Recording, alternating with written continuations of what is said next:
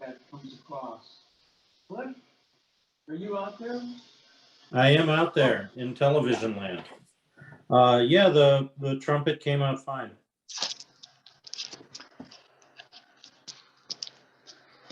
Can you hear me? Hello? Yeah. The trumpet came out fine. Really? Yeah. Let me see. Because do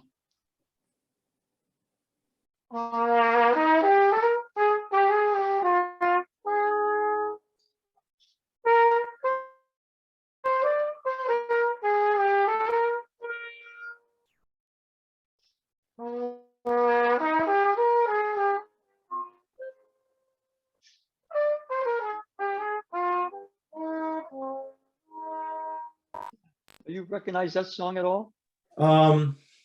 Not really. The sustains kind of dropped out, but other than that, I could hear all the notes. Oh, really? In other words, this long tone? Yeah.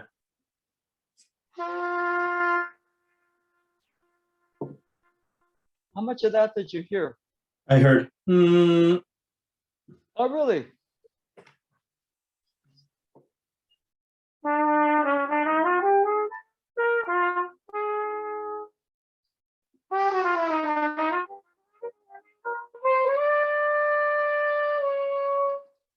Do you hear the quick tones? Oh, easily. Yeah, the quick tones are fine. And those last But two the notes longer I ones heard. fade, huh? It's a weird Okay. algorithm. Yeah, okay. All right. Anyway, here we are. The trumpet, I do that. Breath, sound, or vibration. Breathing, breath.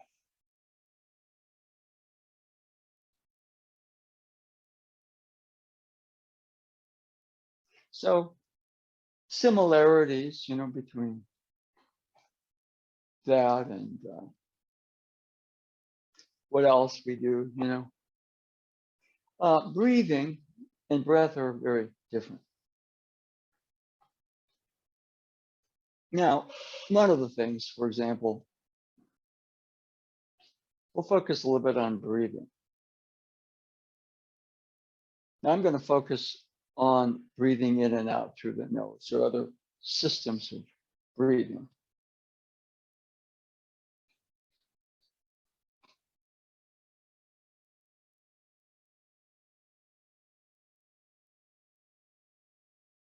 When I focus on breathing, a lot of this, for me, quiets down.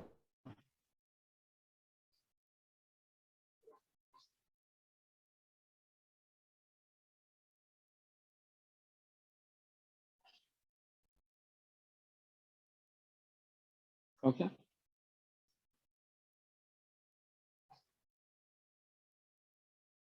That's a rhythm.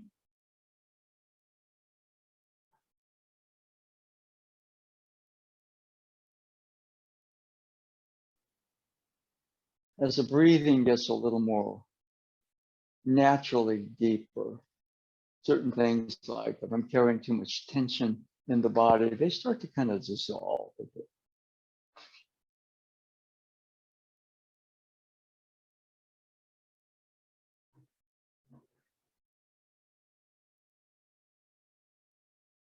As I focus on my breathing getting deeper, more natural, I start to pick up the ground.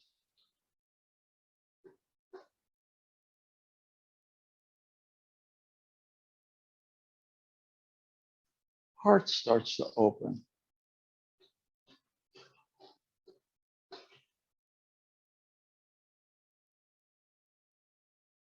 Okay, Cliff, anything on the breathing? No, just it's slowing things down, and that's okay. Okay, going to this for a second.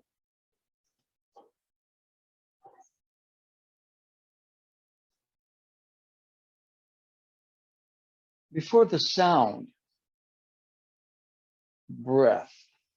If I go and try to breathe into it, it doesn't create the vibration here.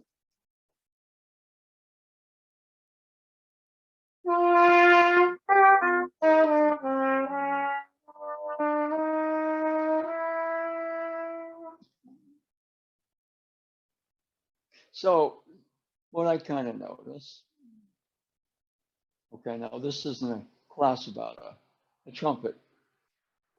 It's not a trumpet lesson, okay? But similarities.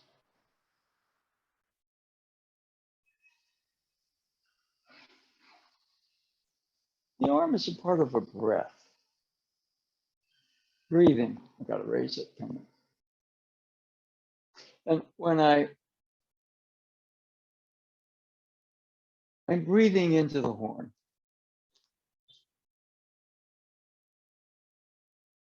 there's a breath already happening. And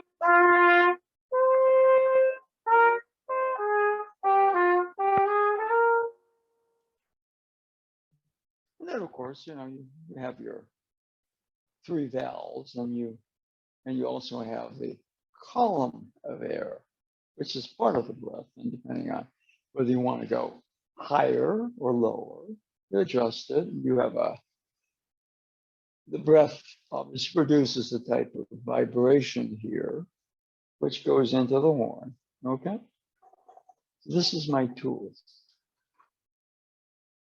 Oh, now you might have something.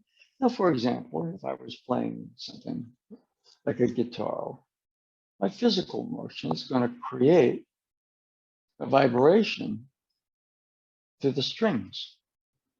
And I may position my hands to get a desired vibrational note. Okay, so music is kind of interesting. Motion, placement, sound vibration. With the horn, breath, sound vibration. Breath, not breathing. Okay, following me so far? Anything, Cliff? You play the sitar, don't you?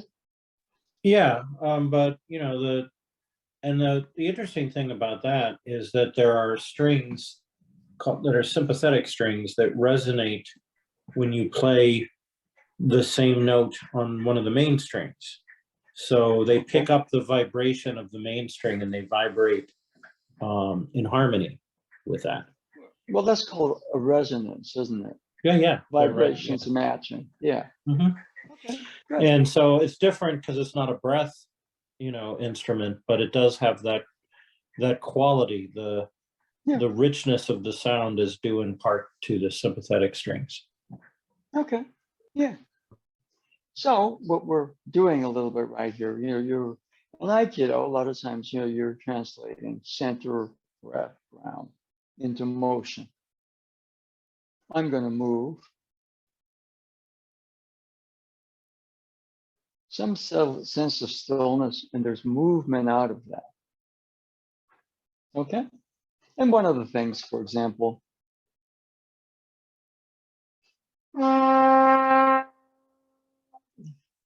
now that note started from some silence. The breath going through that silence creates sound.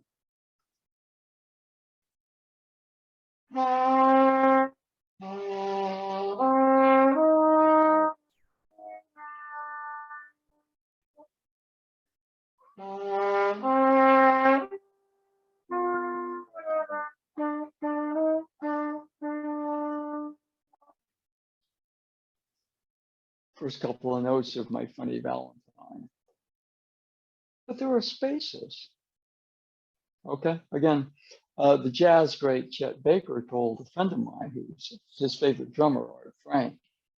Art, was a really top drummer, but he never played maybe with a talented Baker's level. And he was kind of worried. And Baker told him, "Look, Art, I leave a lot of spaces. You just learn to fill them." Okay. And there was something where brushes, symbols, right, left. I've played a little. I've had the privilege of playing a little bit with Art. Not recently, but but a lot of times what you find is that the silence, the space, is where the passage or the notes come from. Okay. The way that he put it in a book he wrote about Chet Baker. Baker didn't know until a moment before what he was going to do.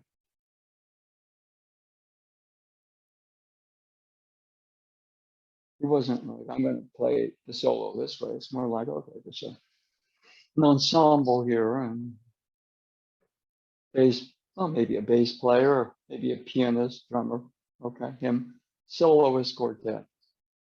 Maybe you have a kind of a very, very advanced side person, a saxophone player or something. And there's a principle. I mean, Baker was somebody, you know, that, okay, we'll bring him in and we'll pay him and he'll pay the other people. And the other people would ride the people who got the money. But, you know, it's whatever they're doing. He's playing off of them. And conversely, they're playing off of him. So there's kind of a give and take. There's a lot of spaces. Soloist, all of a sudden the soloist stops. Time for a drum solo. So drum solo stops. Time for a bass solo. Bass solo ends. Soloist comes in from the main theme that they had, the tune. Soloing a lot of times means you're improvising. But the piano player, if there's one, or the bass player, are setting a kind of chord structure.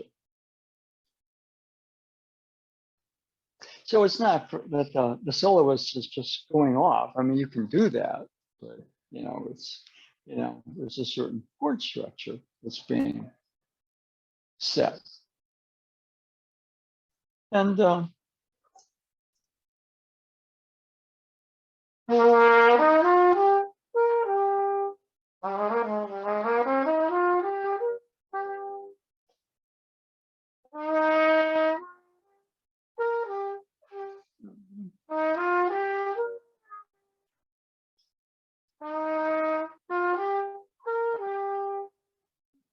that's the same series of notes played with different shadings and spacings. Okay.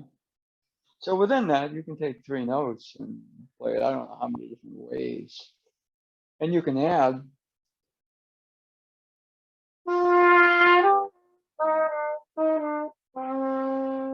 that's different than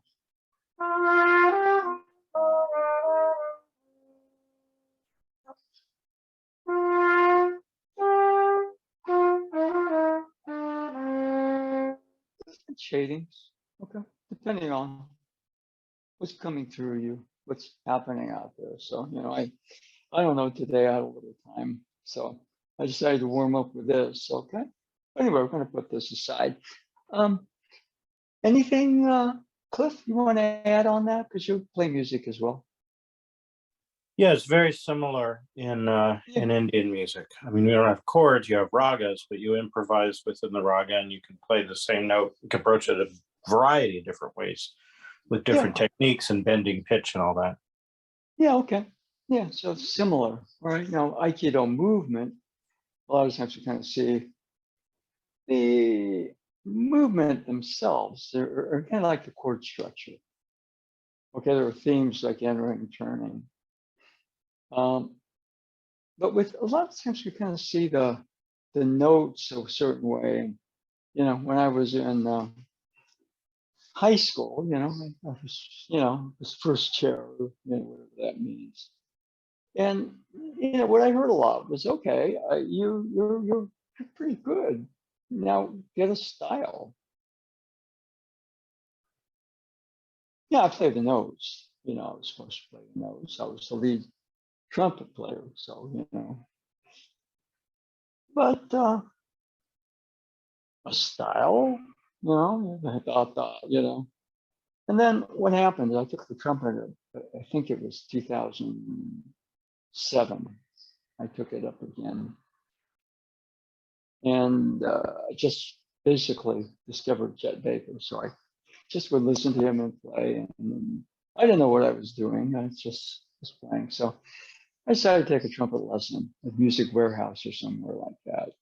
And the guy that was there, I paid him $50. I also paid him a certain amount to register, And I just played some stuff for him. And he looked at me and he just said, "Yeah, you got basically two things I can't teach." I said, "Really? What's that?" He said, "Oh, for one, you're not afraid. Some people without notes, they can't play." Huh?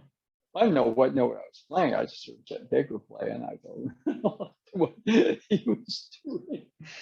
And then, yeah, just improvising, And then what happened is the other thing he added is, and on top of that, you have a style. I said, "Really?" And, so I asked him, what might that be? And he said, "Oh, it's not," he said, "it's not unlike a lot of the great lyrical players of the past." So, of course, I've been listening to Chet Baker, so, lyrical player. So, it's a point where, but, I had no conscious sense of what I was doing. Okay. And then I met a friend of Art's also who was a friend of Baker. And he's a good trumpet player.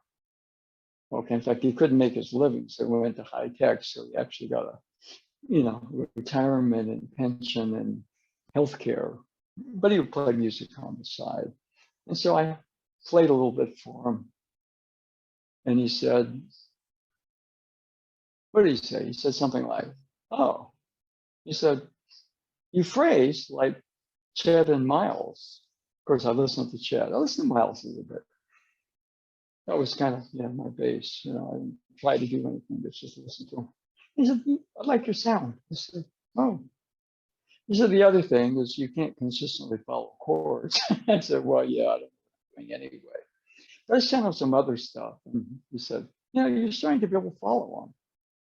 And so what I would do a lot of times is I just space, and I would sort of, okay, now I can come in on a sequence, space, come in on sequence. And after a while, space, come in on a sequence. I would anticipate where that was going and try to let these notes fit in. And then I think a couple of years ago, I put a piece on where I was improvising the chord structure of a piece called Cherokee. And Art looked at it and said, "No, he said, Baker didn't follow the chords, but he played around them and through them." He says, you're starting to do that." So, that's kind of what I do. Okay, now, enough.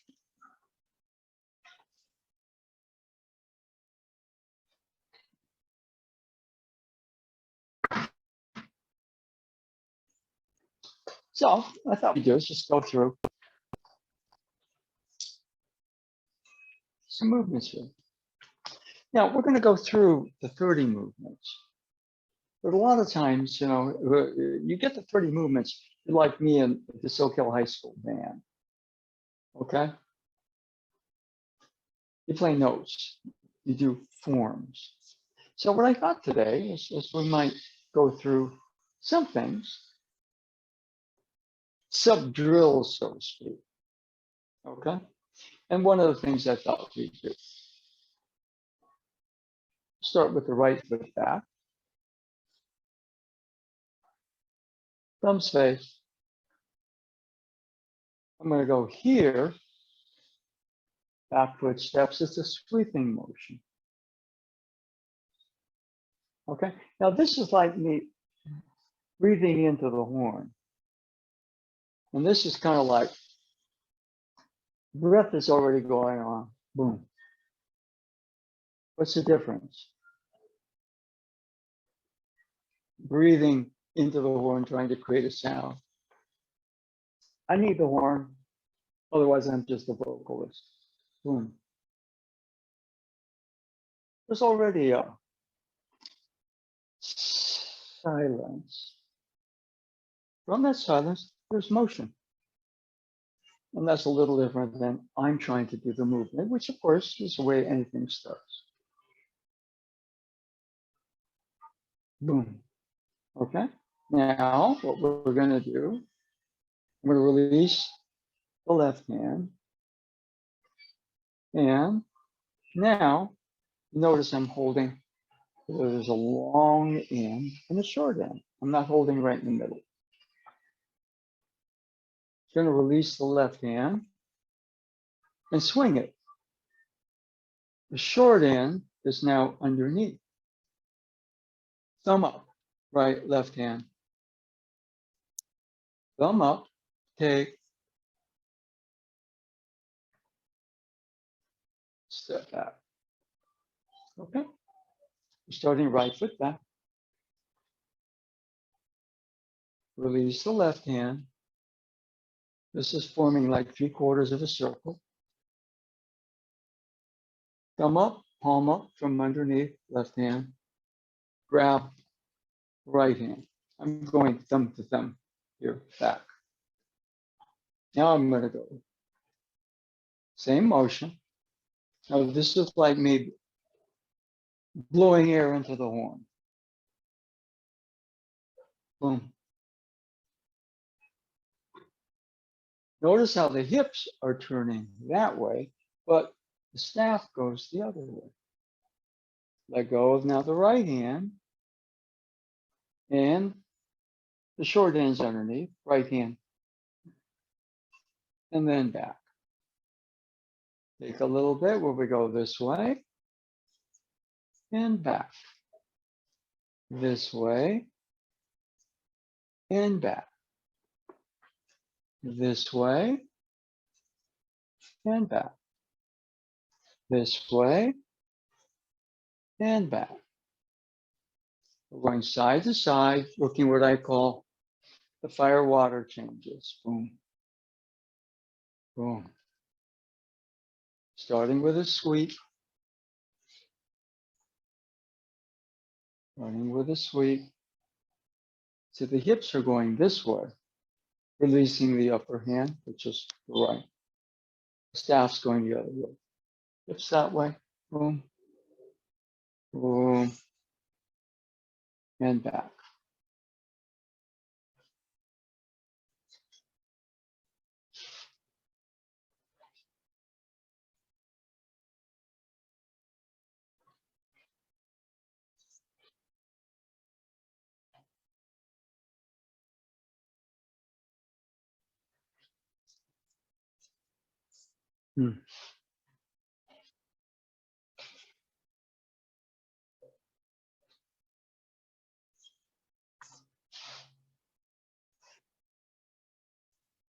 Okay, so you're kind of getting what we call the fire water changes. Okay, it's simple, basic 2 movements. Sweep, change. Sweep, change. And here the change comes from underneath on the short end. Thumb up, palm up.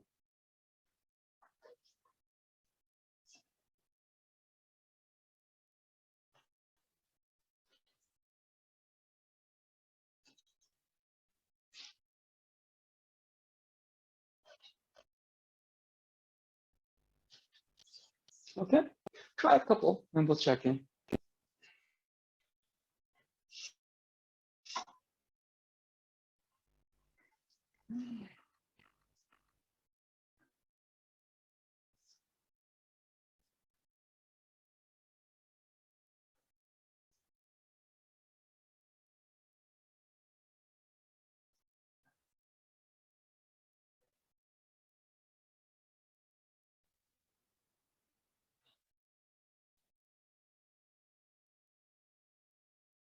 Okay, Cliff, any feedback on that? I think it's something we're somewhat familiar with. I don't know that we've ever done that as a drill. Yeah, first of all, it's a very cool move. And Yeah. I don't recall doing this particular variant in a drill before. So that was cool.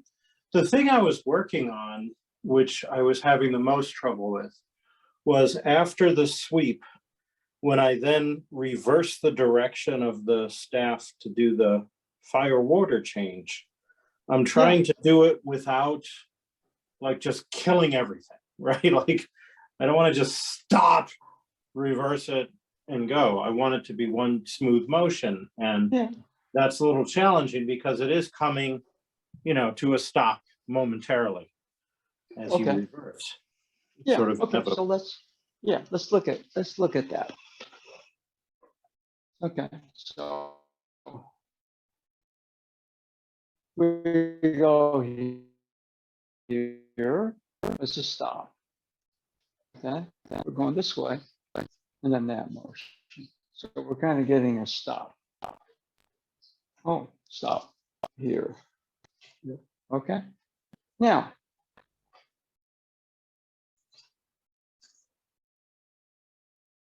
so notice stillness. Motion goes to stillness. Motion goes to stillness. What I would do is not say you're stopping the movement. You're appreciating a stillness. Now stop the movement. Okay, now I got to do this one. That's kind of like trying to breathe, blow air into the horn.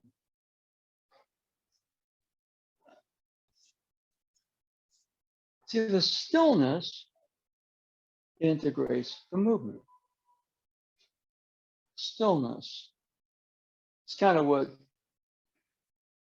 Chet Baker told Art Frank. Art says, what do I do? Chet just says, I leave a lot of spaces. All you do is just fill them. All right, so there's a space. This is Art making him move. Chet plays more, lives in the space. He goes like that. Motion, stillness. Stillness, motion, sensations, 8 powers. So what I do, I'm going to do the movement. No, I'm going to blow air into the horn. No. Stillness, movement, stillness, next movement. Okay. Try that a couple of times. See if that doesn't help.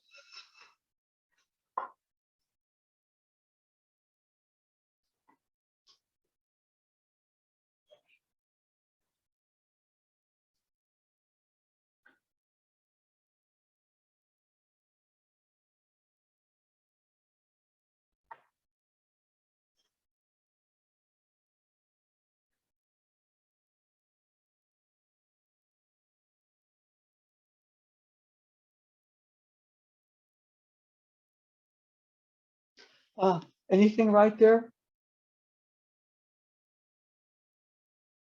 Yeah, that changed the rhythm of it a little bit. Yeah. It's still like 4 parts, but I think if I do it a lot more, it'll eventually become 1 part. Okay, now we're going to try something. There's repetition. You don't lose that. But, for example, stillness, movement, stillness, movement. Now, deeper stillness, deeper stillness, motion, stillness. I'm at a certain level. I'm going to soak in that level, get a bit deeper. And boom. That stillness is what allows the integration, the 2 movements to become 1 movement.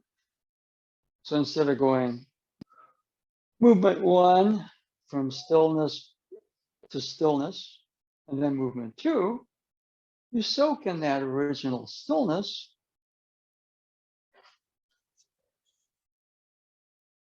Of course, it goes back to this stillness. Okay, try that a couple times because that's pretty important.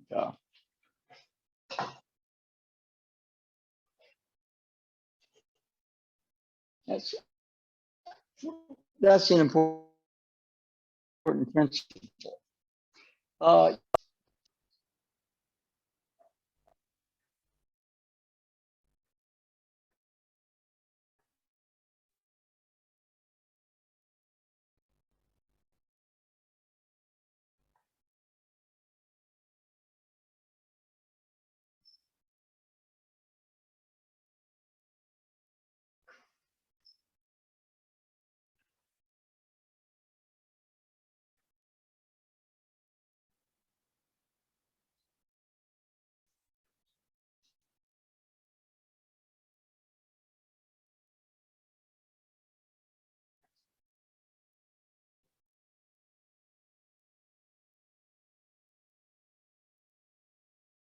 Okay, anything on that?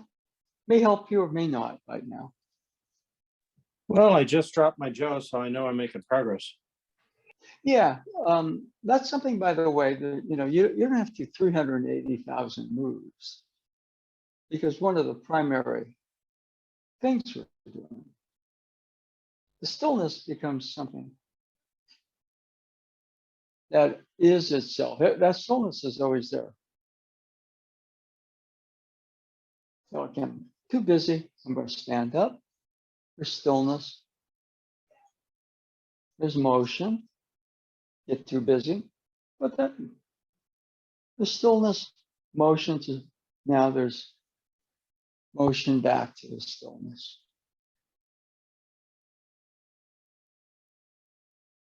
And then there's kind of the ability to say, okay, I'm going to soak in that stillness. And that's what allows the integration of movement one, out of stillness to movement two, to a bigger, deeper, richer stillness. And the 1, 2 become one movement. Okay? That becomes it's kind of an important step. Okay? Now,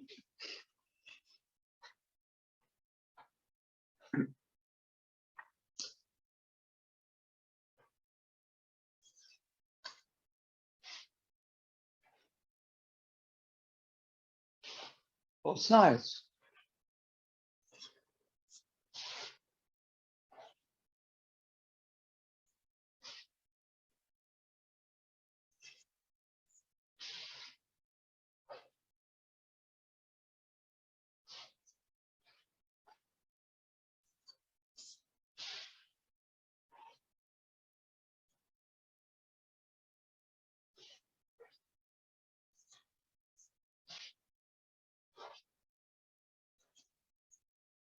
And now here, for example, stillness, movement, stillness, next movement, stillness, next movement, stillness. And we go.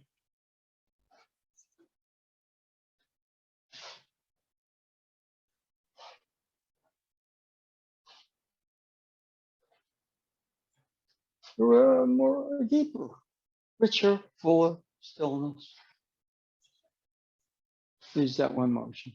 Deeper, more original stillness.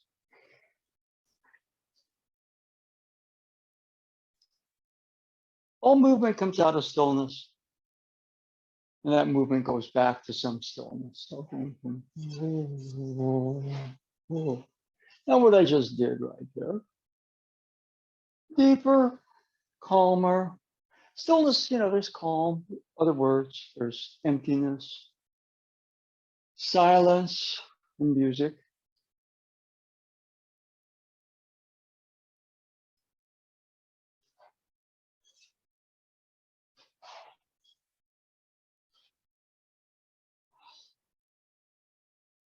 Deeper I settle into that stillness, the more integrated the movement is when it comes out of that stillness. So you can expound that way. We're doing basically 4 moves: sweep, spin, on the other side, sweep, spin. 1, 2, 3, 4. You take them each individual, go from stillness to 1, stillness to 2, stillness to 3, stillness to 4. Then you go stillness to 1, 2, stillness to 3, 4. And then you go stillness, 1, 2, 3, 4, back to stillness. It's a progression. Why don't you try that a little bit? We'll check in, okay?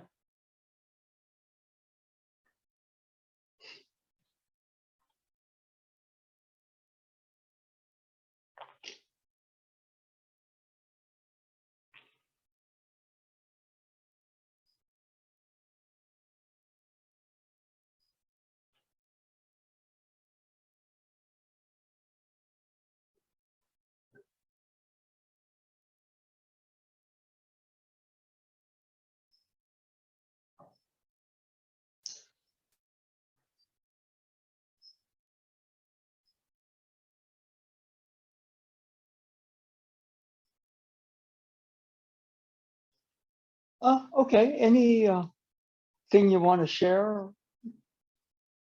on that pattern? Yeah. So I did something different, and it wasn't so much from what you said, but from watching what you did. And Okay, instead of watching the Joe or where your arms and legs were, I watched where your center was on all the okay. 4 stages, and just did something more like that. And all of a Yeah, sudden it got like 100 times smoother. yeah. So that Well, was interesting. where are you going to find the center in the stillness? Where are you going to find flow in the stillness? That makes sense? I mean, it's very individual. Yeah. Yeah, well, to me, I take the center somewhat for granted. I take the flow somewhat for granted. The stillness, movement, stillness is something that I kind of do. But somebody, where do things like center come from? Well, somebody found the stillness and they discovered things like center, ground, flow. Okay. And there are other words for it. Emptiness is one. Silence is another. Void is a stronger word. There's an occasionally what you call a dark. You're just too busy out there and you don't get it, so you gotta go. I give up for a second. And you go, oh, what happened? Okay. The stillness, the silence gives you a chance to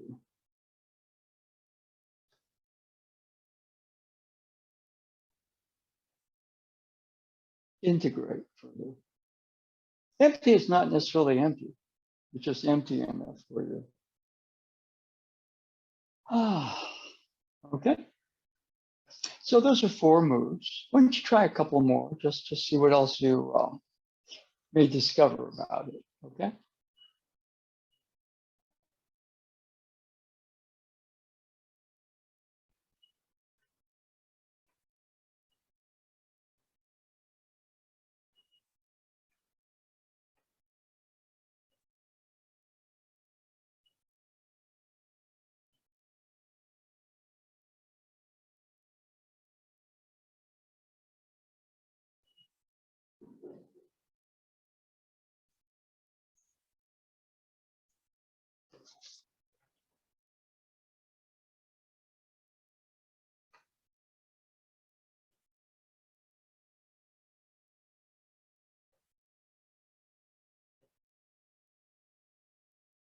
Okay, anything further on that pattern?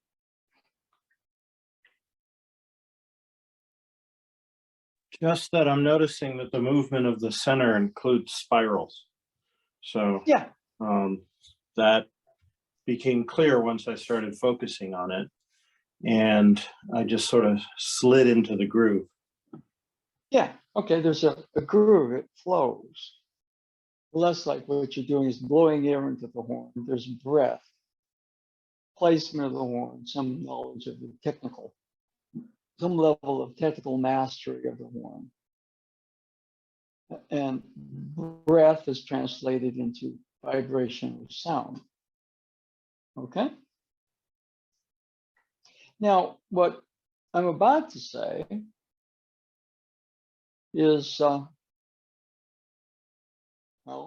let's see what you can do with it. Let's just say if you watch him, he does a lot of things like this, which a lot of martial people don't like. With the sword, he's a lot of times like this. Okay? And I don't see it around, but I actually get a lot of my ideas from what the elite basketball players say. So one of the things that, for example, Curry did a video presentation of basketball on something called Master Class. You hold the ball. There's a hoop. He said 10 fingers towards the hoop. Now you get people that go this way, but he was saying 10 fingers towards the hoop. And, you know, there are other things, but 10 fingers towards the hoop, shot. Okay? Now, we're going to say that not a basketball hoop, we're going to work that line. I'm going this way. My fingers somewhat lining towards that. See, if I go like this and like this,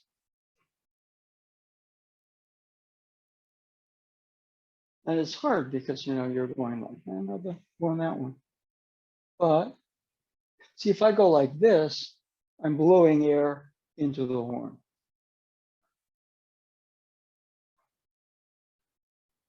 Still 10 fingers towards the hoop.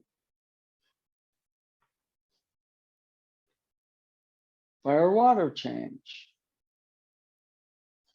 10 fingers towards the hoop. Back. 10 fingers towards the hoop.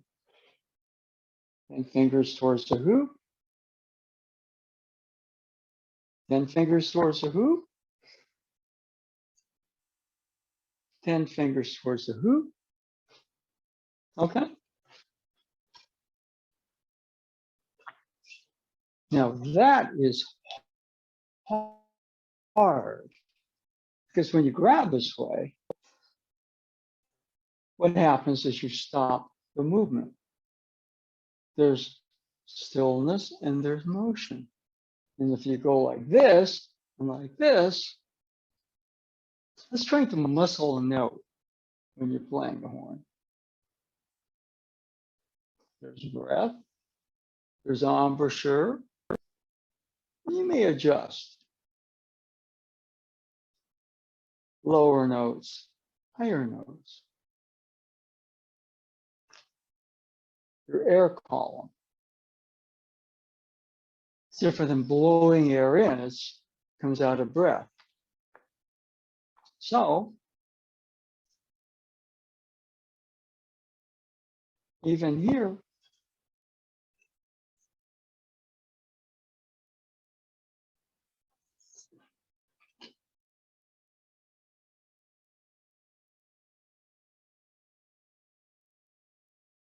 try that. Just try that. That's your hoop. This is your ball. You'd be surprised the number of things, you know, this is something Stephen Curry or Kyrie Irving says, and I go, oh, that's gold. I mean, it's a different lineage, basketball. But that leads into something that is very important.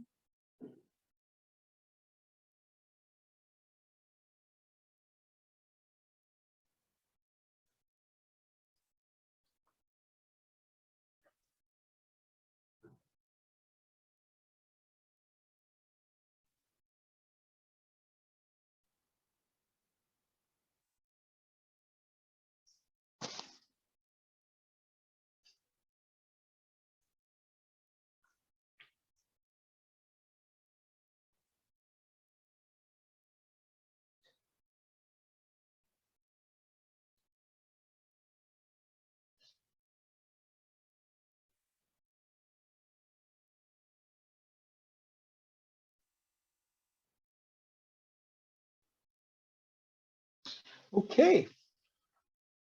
Any thing on that? That's kind of the latest impossibility that comes up. It's a wall. Yeah, that was really interesting. um, it's faster, and I'm Yeah. less likely to get jammed up on the place where it, reverses. Yeah. As long as I don't like drop the Joe, then it seems to be in many ways more efficient, and it flows better. That was really interesting. Yeah. What I kind of noticed, for example, is that Curry is getting old. I mean, for basketball, he's not old in terms of the world, but he's 34. He's going to be 35 next year. So, he's been playing professionally for 13 years, maybe 14. I haven't counted. And so, there's a lot of young players, right, that have come up that have gone to his camps or gotten some instruction from him. And I kind of noticed, people like James Wiseman, they show a picture of them. Curry calls that the shot pocket. So you can rotate, like, if you're going to start out here,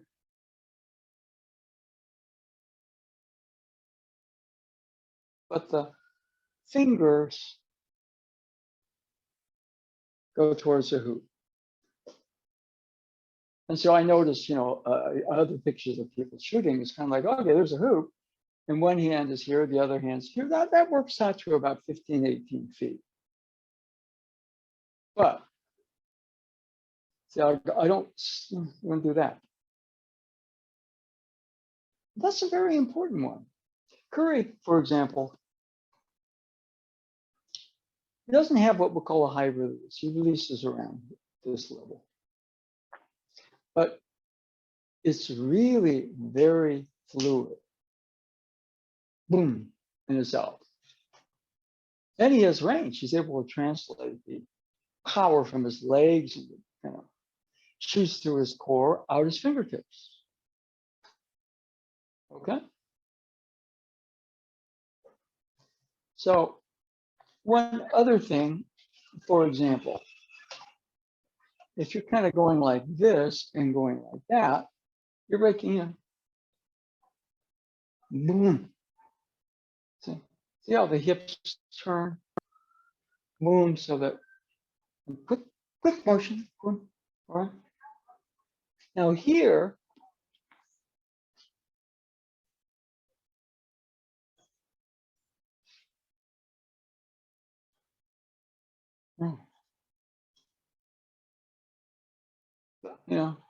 that's all over the place.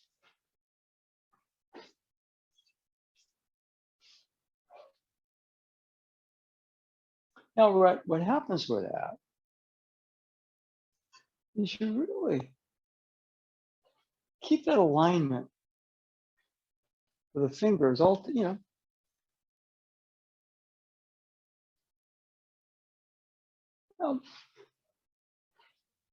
10 fingers, 10 fingers, 10 fingers. And what happens right there is boom. The hips really get very fluid. It's a little bit like Stephen Curry's release. Right? You'd be surprised how much that changes everything. Try a couple and we'll kind of check in.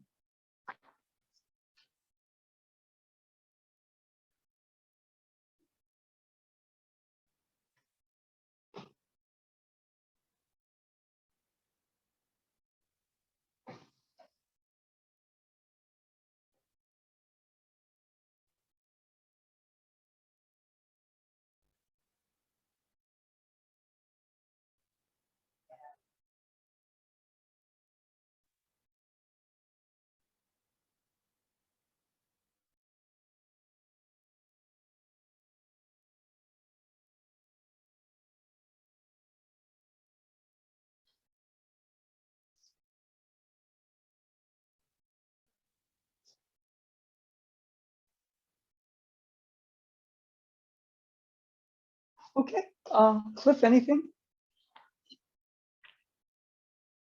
Yeah, I noticed it's getting more powerful. Yeah. See, when you're changing the grip all the time this way, there's no unifying principle to it. Okay. It's just all right. Now, I know that, Curry's shot, for example, there are very few people that kind of copy that. But the 10 fingers towards the hoop. Now you look at it, most, they got the hand at the bottom, the hand at the top, and they don't go like this. This is pointing this way, that's pointing that way. And it's accurate about 15 to 18 feet. All right. Maybe you can stretch it out to 20 feet. If somebody's really tall like Klay Thompson, 6'7", really long, really, beautiful player, one of my favorites. He doesn't have to do that. But Curry, short. And he doesn't, hold the ball way up here to shoot. He shoots it really out here. And he kind of has this ability to get both sides of the body, and so it doesn't go like that. But rotate the ball. 10 fingers are still towards the hoop. This change, 10 fingers are still towards the hoop. 10 fingers are still towards the hoop. 10 fingers are still towards the hoop. So just that change right there takes a lot of concentration. Now, we kind of get into the beautiful and the ugly truth of things. Okay? So, we go through the 30 movements. Movement number 1,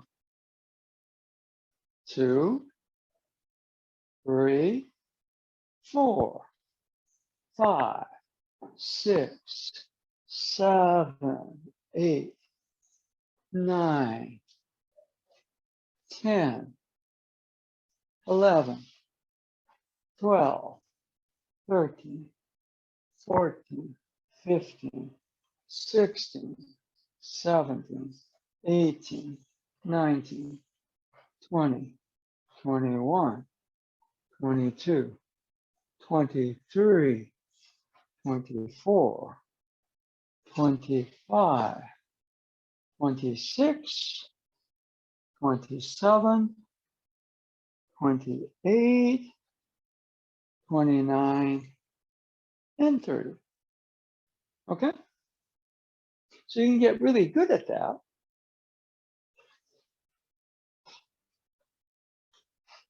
And the whole thing right there, right?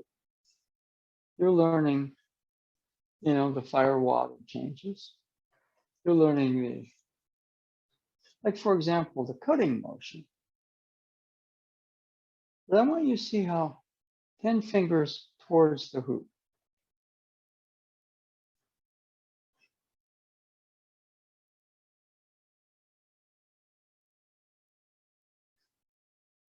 And fingers towards the hoop. Now, certain things, like for example, here is different hoop. Right?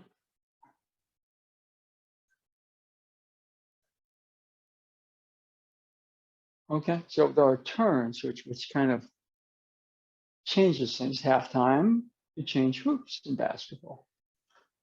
Okay? And if you make a hoop for the, you're confused about it, you may score for the other team. Okay. I was in high school, one of the players made a shot at the wrong basket. We lost by 2 points. So, of course, he scored for the other team. They give it to somebody else, the person that was closest to the hoop gets credit for the 2 points. All right. But a lot of the changes come out of that. All right. Okay. Cliff, try the 30. Let's go through it once.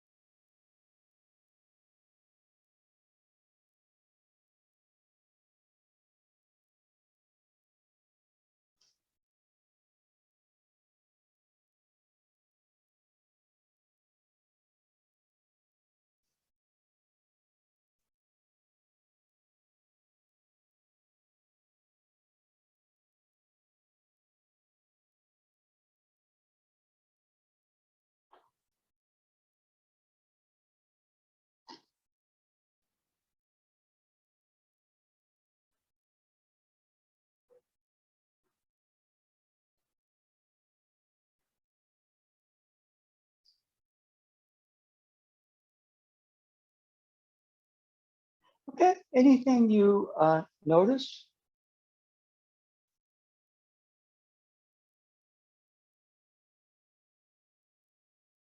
Yeah, I noticed which way my fingers were going all the time. So that was Well, kind of yeah, in interesting. other words, yeah, basically, you know, there's that unity, right? The unity in Curry terms, unity of the ball, the shooter, and the basket.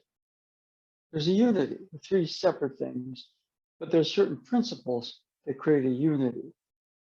You can get good at anything, you know, guys that just shoot like this. He goes, okay. Today, so I'm just going to introduce it. Another drill we could do. 22. 23,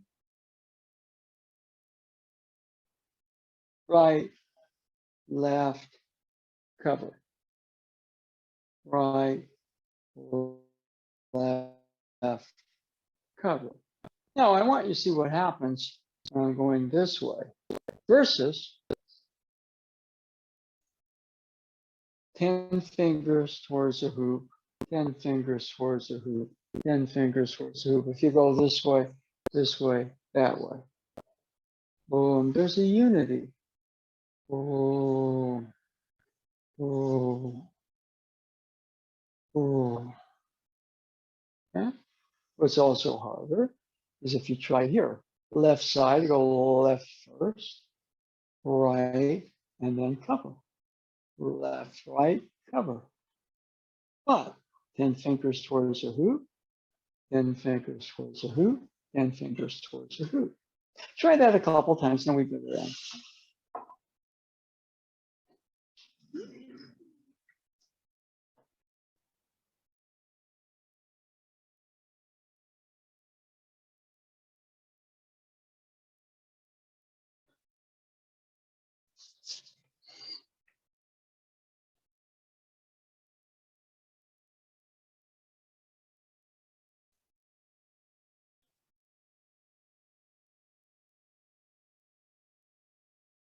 The left side is harder because we don't do it in the form, so we'll practice it.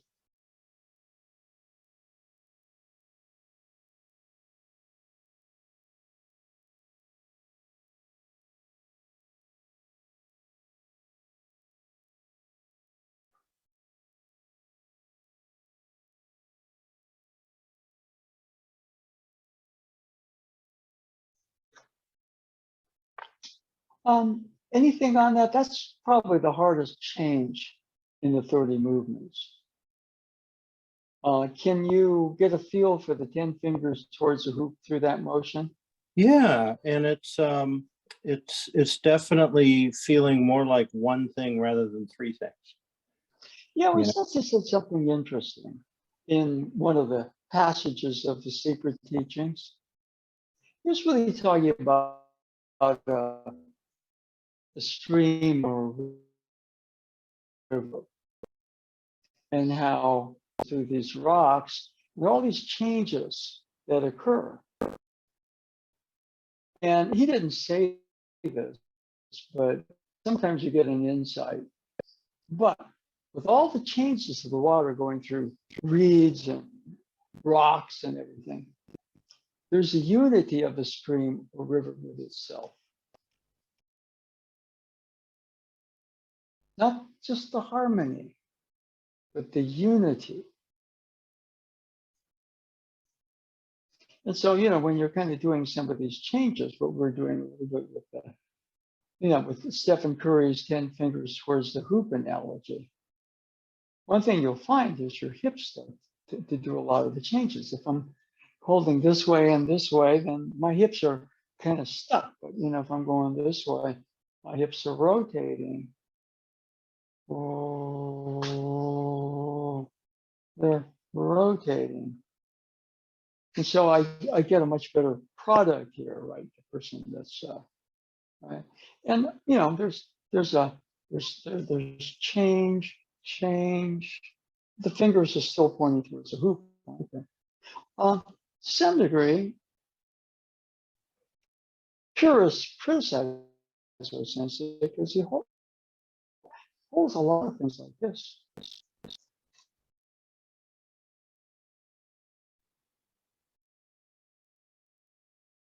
Okay. So anyway, that's going to be it for today. I just want to remind everybody that there's no Sunday Mountain View class this week because of the CAA training in San Francisco.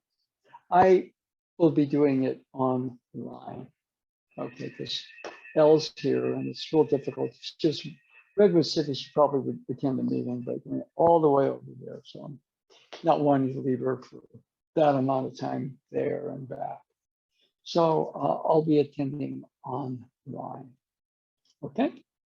If you do that, go to the CAA website, check events, and you can register for it. Please support that if you can. I think it's a nominal fee to do that, but it supports the association, CAA, California Aikido Association.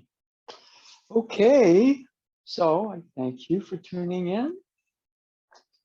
And we're going to Thank you, first of Sensei. all,